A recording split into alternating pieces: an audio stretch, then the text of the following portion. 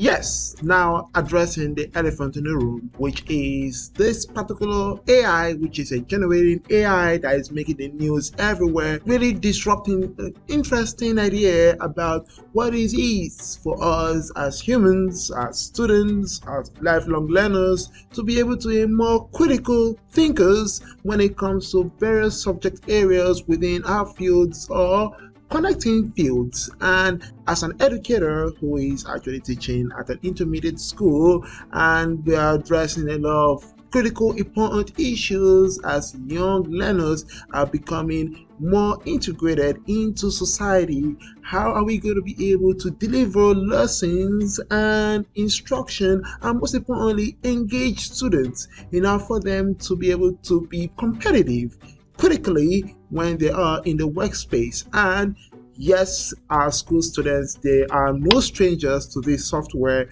which is known as the ChatGPT.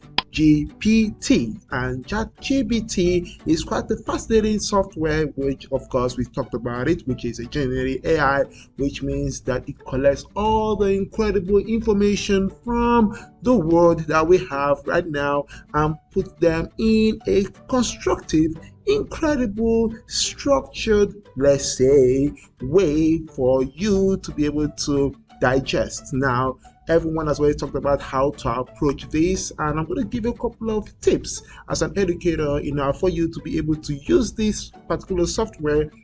for your classroom to more critical thinkers and also be successful learners, not only now but in the future. So let's begin. The first tip is that you as an educator should see this software as a foundation and a structure, a backbone that you as an educator can build on when it comes to delivering a specific type of lesson. And what does that mean when you're looking at a backbone? This means that you need a little bit of an outline on ideas on how to deliver a specific topic. Let's say, for example, if you're looking for a demonstration about osmosis, you can just go into the software and type key ideas about demonstration of osmosis, and the results that comes out, which are outlined, can be something that you can have as a general points, and you can select the ones that best fits your specific classroom learners, and then you can build on that information to generate more concrete information for that specific type of classroom that you might have based on that topic. So that is first thing to keep in mind. It is a backbone. Second is generating diverse resources from the same idea. And what does this mean? This means that when you're in your classroom and you have different levels of learners, level 1, 2, 3, 4, and you want your students to be able to achieve a level 4 type of result, and you're wondering, how can I gather critical samples of those levels for your students to compare and contrast and see what makes level 1 different from level 2, level 3, and level 4. The software can be a great resource for you in terms of, hey, if you have a particular type of example, like for example, developing a lab that has a level 1 structured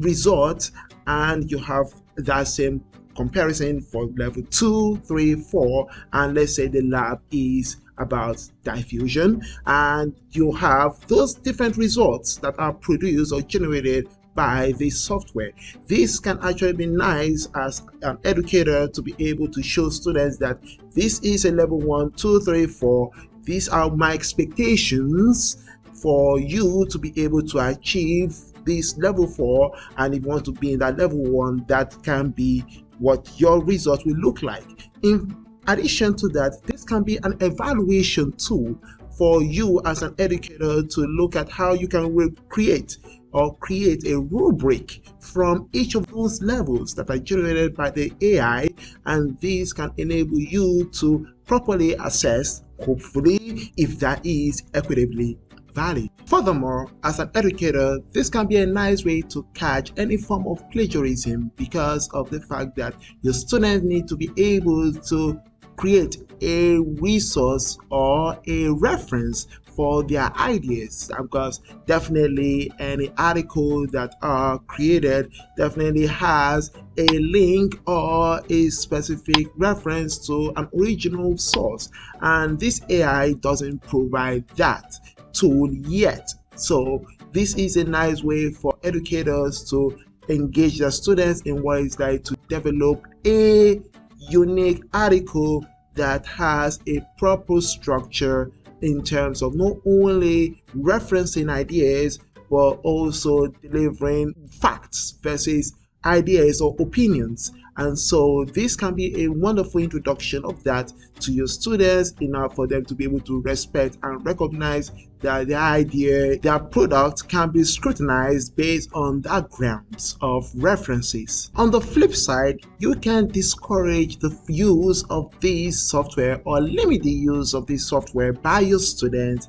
in terms of developing questions that involves investigation, involves collecting data, involves analyzing data, and those will be crucial for your students to be able to foster critical thinking and use that tool, which is your ChatGPT, as an extra layer of resource that will enable them to compare and contrast whether their results actually matches what the AI produces for them in terms of their rationale behind what is happening in the system. And so this is a wonderful way for your students to use that resource as a backup state for them to critically understand and explain further, give depth into what is presented and also produced from their experiment. Next is in terms of differentiated instruction. This tool can be helpful in terms of creating ideas on how you can reach different learners in your classroom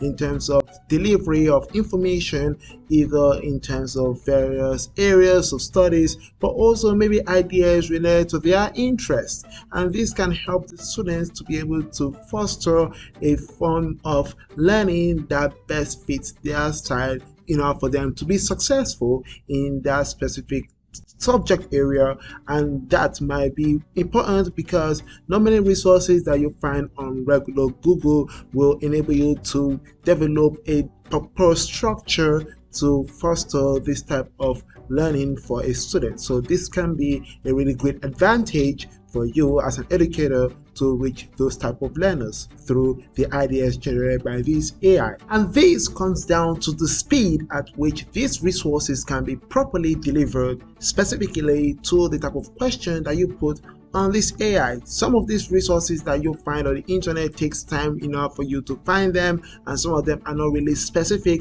towards a particular type of learner. But in this particular case here, this time saver software is really a great benefit for those type of scenarios where, for example, a new student comes in, we know the specific learning style that kid has, but at the same time it's really challenging to be able to figure out what best tools are available. And this here, by putting in many resources at a timely manner, will enable you to figure out which one sticks for that student quickly, and then this will enable you to further push for progress for that student in the classroom. And finally, one huge question that people have been asking is, how are the information provided by this ChatGPT AI accurate? And it's been proven that it's not as accurate as you think. Not in terms of 100% of course accuracy, but a little bit in a 90% zone. So please, when you're checking out